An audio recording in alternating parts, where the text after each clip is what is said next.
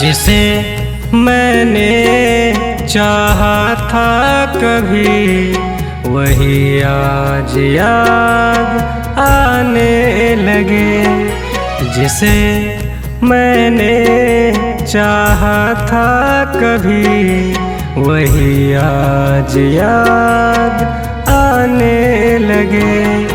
दुआओं में जिनको मांगे थे हम, दुआओं में जिनको मांगे थे हम, भुलाने में उनको जमाने लगे। जिसे मैंने चाहा था कभी, वही आज याद आने लगे। जिसे मैंने चाहा था कभी, वही आज याद आने लगे।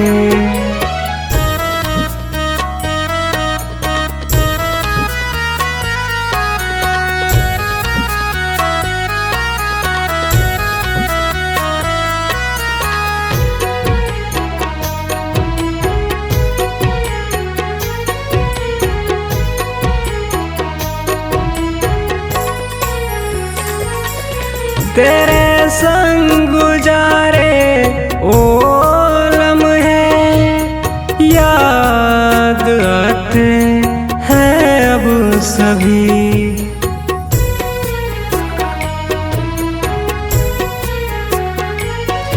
तेरे संग गुजारे ओ लम्हे याद आते हैं अब सभी।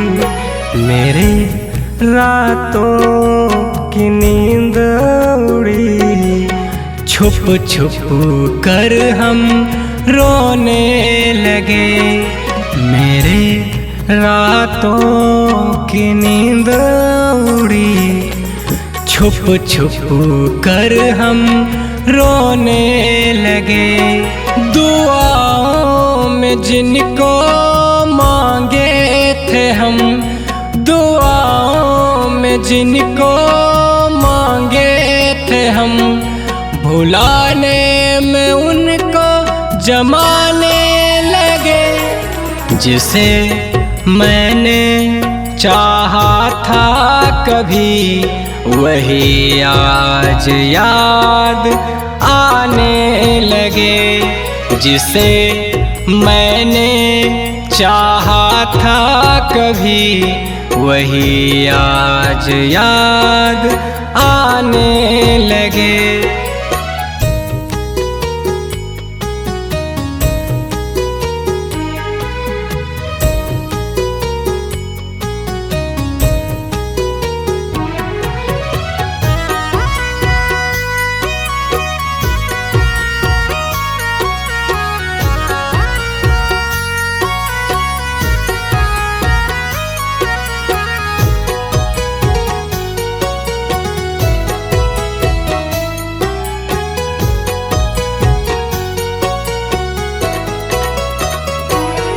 जो सपने सजाए थे मैंने वहाँ, वो खुशियाँ न जाने चली गई कहाँ।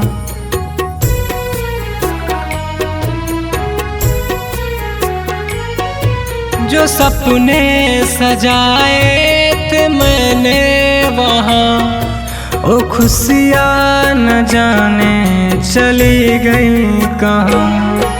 तड़फ अश्क से न देखे कभी, गमों को हम उनसे छुपाने लगे। तड़फ अश्क से न देखे कभी, गमों को हम उनसे छुपाने लगे। दुआओं में जिनको मांगे थे हम, दुआओं में जिनको मांगे थे हम, भुलाने में उनको जमाने लगे। जिसे मैंने चाहा था कभी, वही आज याद आने लगे। जिसे मैंने चाहा था कभी, वही यार याद आने लगे।